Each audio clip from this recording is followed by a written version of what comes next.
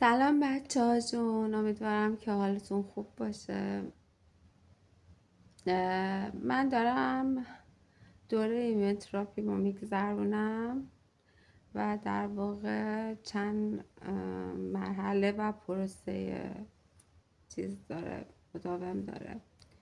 یعنی در طول روز 6 تا قرص میخورم که هر قرصی 500 میله، یعنی در روز 3000 میل داروی شیمیایی وارد بدنم میشه.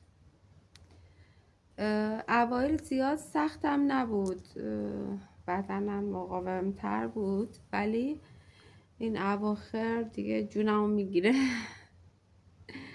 ولی تمام عوارض شیمی درمانی رو دارم. فقط اون قفل شدگی فکم که میخواستم غذا بخورم اونو ندارم و دستم یه حالت برق گرفتگی میگرفت اگه به چیز سردی دست بزنم، دست و پام، یعنی باید حتما جوراب میپوشیدم یا رو فرشی میپوشیدم. یا یادمه یه باری از درد زیاد گریه میکردم، مثلا حتی این دوره کاسه چشام وقتی که اشک میومد درد میگرفت. حالا چی شد که خواستم اینا رو گفتم، یاد یه خاطره افتادم، گفتم که بگم بهتون.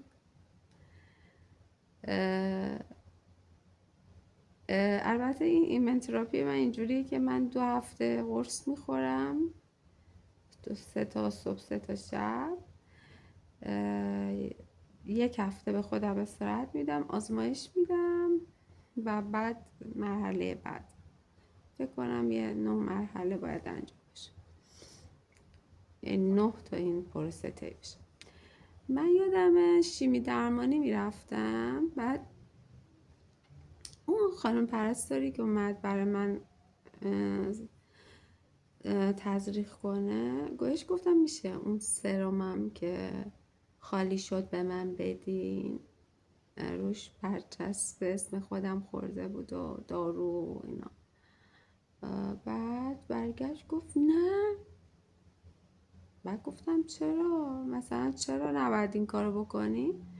گفتش که این خیلی خطرناکه، ما اینا رو جمع میکنیم توی یه ظرف مخصوص و میدیم، میبرن میسوزونن. من موندم اینجوری.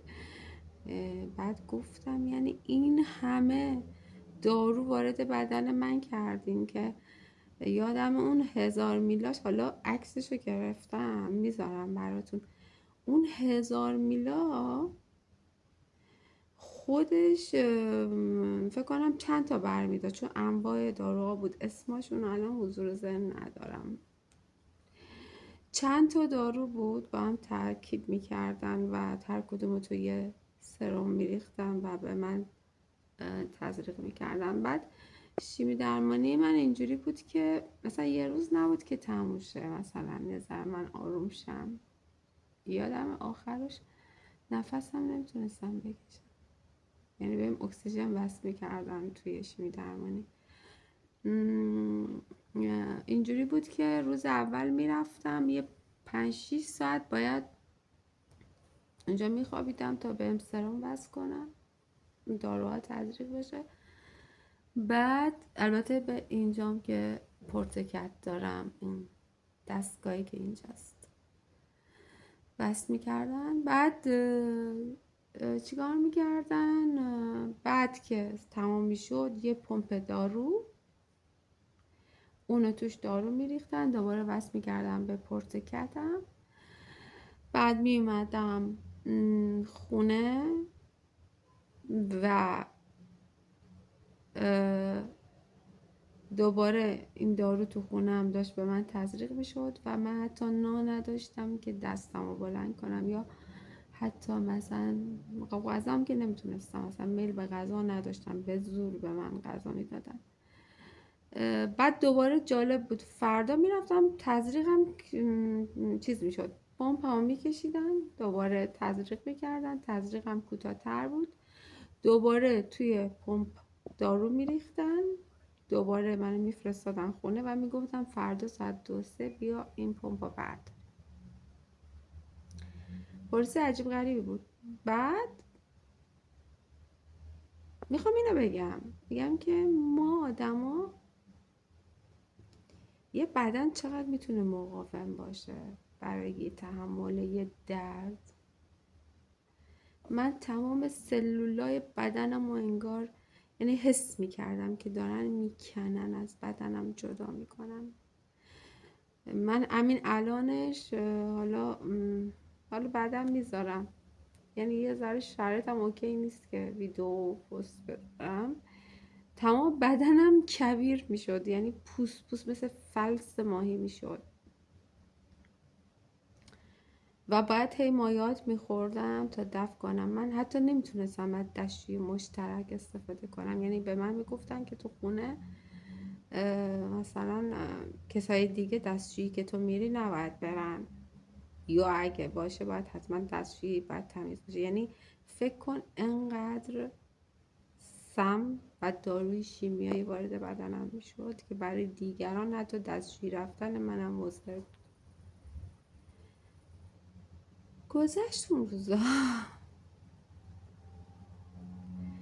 خواستم بگم که ما میتونیم از پس خودمون بر بیام. من بر اومدم، هممون میتونیم. تو این روزا یادم افتاد که خودمون باید حواسمون به خودمون باشه، خودمون باید از خودمون مراقبت کنیم، خودمون باید حق خودمون رو بگیریم.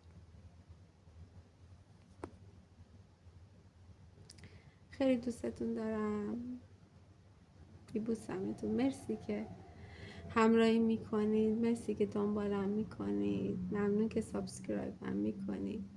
عاشقتون.